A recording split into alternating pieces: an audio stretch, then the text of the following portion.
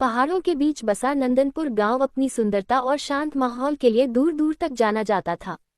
चारों ओर हरे भरे जंगल, चिड़ियों की चहचहाहट और ऊंचे ऊंचे पहाड़ों से निकलती एक विशाल नदी, ये सब मिलकर जैसे किसी परी कथा की दुनिया बनाते थे। उसी नदी पर बना था एक बहुत पुराना बांध जो गांव की सिंचाई और जल जरूरतों का मुख्य स्रोत था।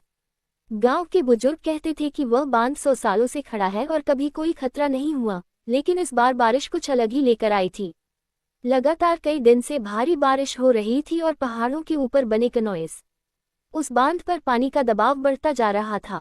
गांव के लोग जैसे हर बार की तरह इस बार भी मौसम के गुजर जाने का इंतजार कर रहे थे, लेकिन किसी को अंदाजा नहीं था कि कुदरत की एक लहर सब कुछ बदल देगी। रात का वक्त था, घुप अंधेरा और तेज बारिश की आवाज से सब कुछ थर्रा रहा था।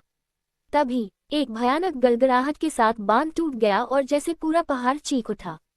एक विशालकाय जलराश पलक झपकते ही पहाड़ों से नीचे उतरती गई और नंदनपुर की ओर दौड़ पड़ी।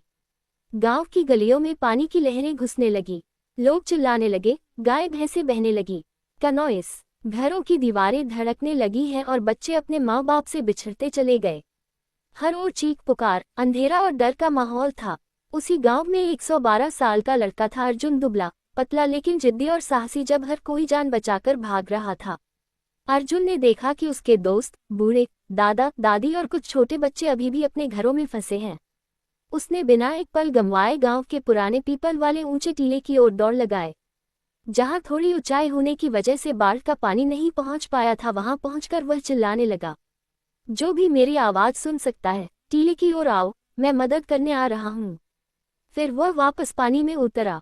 टॉर्च की हल्की रोशनी में वह एक एक घर पहुंचता, फंसे लोगों को बाहर निकालता, बच्चों को कंधे पर उठाकर टीले की ओर लाता और फिर से निकल जाता।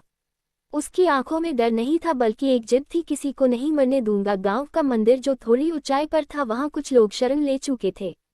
अर्जुन वहां गया और लोगों को एकजुट किया। हम सब मिलकर दूसरों की मदद करेंगे। जिसने भी तैरना सीखा है वो मेरे साथ चले। कुछ नौजवान उसके साथ आ गए।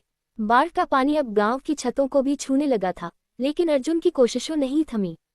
वह रस्सी और लकड़ी की नाव बनाकर घरों तक जाता, लोगों को निकालकर टीले तक पहुंचाता। उसने एक छोटे बच्चे को गोदी में लिया, जो अपनी मां से बिछड़ गया था और लगातार रो रहा था। अर्जुन ने उसका माथा चूमा और कहा, जब तक मैं हूं तुझे कुछ नहीं होगा। उस रात जब प्रशासन अभी गांव तक पहुंच भी नहीं पाया था, अर्जुन और उसके कुछ साथियों ने लगभग 40 लोगों